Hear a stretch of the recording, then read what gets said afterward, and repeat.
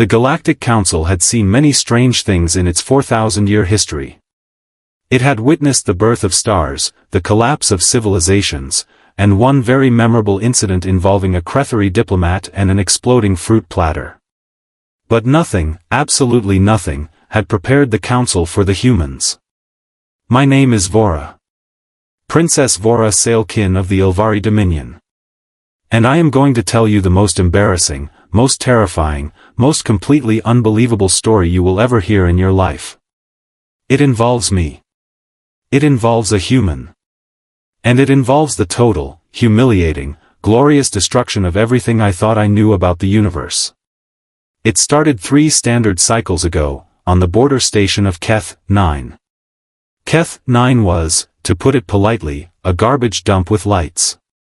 It orbited a dying star in the middle of nowhere, and the only reason anyone stopped there was because the fuel was cheap and the food was tolerable, if you closed 2 of your 4 eyes. I was there on a diplomatic mission, traveling undercover, because my father the Emperor had decided that I needed, and I quote, real-world experience before sitting on the throne. Real-world experience. On Keth 9. I want you to understand how deeply I resented that. I had 12 guards, a private ship, and absolutely zero intention of speaking to anyone below my station, which on Keth 9 was essentially everyone.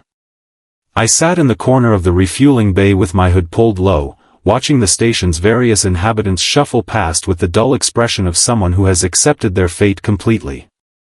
And then I heard it. Laughing. Not polite laughing. Not diplomatic laughing. Not the careful, measured laughing that beings do when they want something from you. This was loud, ridiculous, completely uncontrolled laughing, the kind that fills a room and makes everyone turn their head whether they want to or not. I turned my head.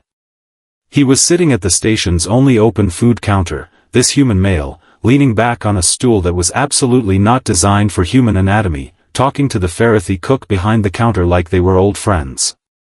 He had short dark hair, a coat that had seen better decades, and he was gesturing wildly with a piece of food he had not yet eaten because he was too busy being loud about something. His name, I would later learn, was Oren Vass.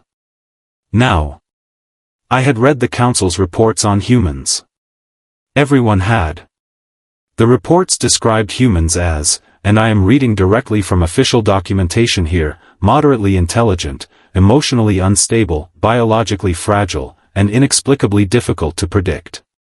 The reports also noted that humans had been discovered only 60 standard cycles ago, had already applied for Council membership twice, been denied twice, and had responded to both denials by sending a very politely worded message explaining exactly why the Council was wrong. Nobody sent messages like that to the Council. Nobody. I watched Oren Vass laugh at something the cook said, and then I watched him laugh harder at something he himself said, and then I watched him notice me watching him and wave. Just wave. Directly at me. As if we knew each other. I looked away. He walked over anyway. You look like someone who hates this place, he said, sitting down across from me without asking, which was a violation of at least 3 Ilvari social protocols. I love this place. Best terrible food in 6 sectors. You want some? He held out the piece of food. I stared at it. I stared at him. I am not hungry, I said. Yeah, nobody's hungry here, they eat anyway. It's a Keth 9 tradition. He took a bite himself. I'm Oren. I haul medical equipment out to the border colonies. You? I was not going to tell him who I was. I was absolutely not going to tell him. I am a private traveler, I said stiffly. Nice. He nodded like this was perfectly satisfying information. Dangerous route for a private traveler, though. Skell pirates have been hitting convoys near the 7th marker. 3 ships last rotation. I felt my guards shift behind me. I felt my own posture change before I could stop it. I was not aware of that, I said carefully. Most people aren't. He shrugged. The Council isn't broadcasting it.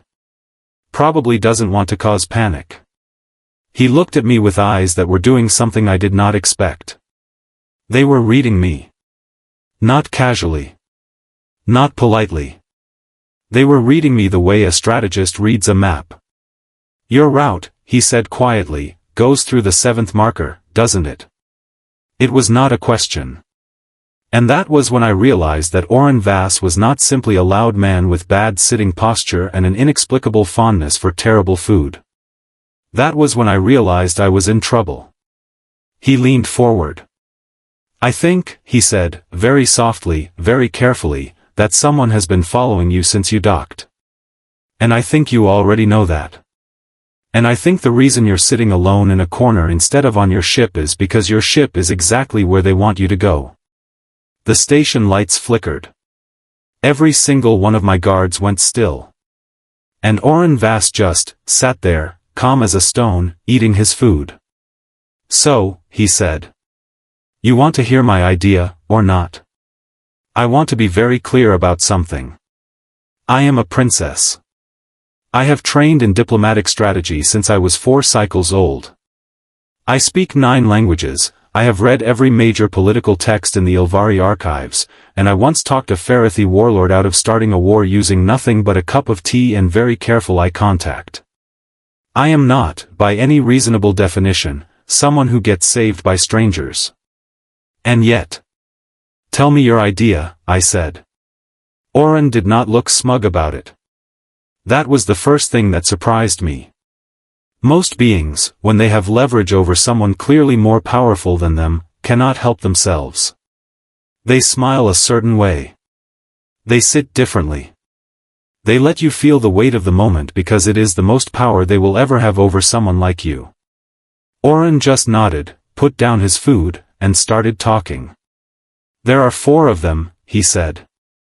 2 near the east docking corridor, 1 in the ventilation service hall behind this counter, and 1 already on your ship pretending to be a maintenance crew. He said this the way someone reads a grocery list. Flat. Certain. They are Skell hired, not Skell themselves. Mercenaries. Which means they have a delivery point and a deadline, and right now their deadline is running out because you did not walk back to your ship on schedule. I looked at my lead guard, Dale. Dale gave me the smallest nod possible. He was right. Every single detail. How do you know this? I said. It was not a question either. Because I got here 6 hours before you did, Oren said simply, and I was bored. I stared at him. You mapped the entire threat profile of this station, I said slowly, because you were bored. I also fixed the cook's coolant line and taught him a card game, so it was a productive morning. He leaned back on the structurally confused stool again. Here is the thing about mercenaries. They are professional, right up until the moment the job gets complicated. You give them complicated, they start making calls, and the moment they start making calls, you have a window. And how, I asked, with the patience of someone hanging by a thread, do we give them complicated? He smiled then. Not smugly. Just genuinely, like someone who had been waiting for exactly this conversation. What followed was, without question, the most chaotic 40 minutes of my entire life. Oren's plan involved the cook, a pressurized fuel line, my secondary guard unit performing what he called a very convincing argument in the East Corridor, and Oren himself walking directly up to the mercenary on my ship and telling him that there had been a fuel contamination alert and that all vessels were being evacuated by station order. He said this with the complete, relaxed confidence of someone who had never once doubted himself, which is apparently a very human trait and also apparently very difficult to argue with. It worked. All 4 mercenaries were neutralized, detained, and handed to the station's security within 31 minutes. Oren walked back to me brushing dust off his coat like he had just finished a minor errand. I stood there with my 12 guards and the full weight of my royal dignity and said absolutely nothing for a long moment. You could have been killed, I told him finally. Sure, he agreed. You did not know who I was. Still don't, officially, he said pleasantly. You had no obligation to help me. He tilted his head at that. Just slightly. And he looked at me with those reading eyes again, and he said something I have thought about every single day since. Nobody has an obligation, he said. That is sort of the whole point, isn't it? I did not have an answer for that. I, who had an answer for everything, stood on a garbage station orbiting a dying star and had absolutely nothing to say. I told him my name. My real name. He did not bow. He did not go pale. He did not do any of the things beings do when they find out they have been casually sharing terrible food with Ilvari royalty. He just nodded slowly and said, "That explains the guards." 3 cycles later, I stood before the Galactic Council and made the formal case for human membership. The council asked me why. Why humans, with their noise and their instability and their complete disregard for protocol? I thought about Orin on that stool. I thought about nobody has an obligation. Because, I said, they help anyway. The vote passed. And somewhere out near the border colonies, hauling medical equipment through dangerous routes, a human in a very tired coat probably laughed loud enough to fill the whole ship. He always did.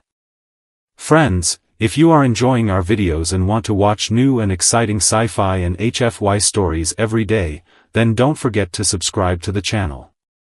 Also, make sure to turn on the bell icon so you never miss any of our latest uploads. Like the video and share it with your friends as well, so our community can continue to grow and bring you even more amazing content.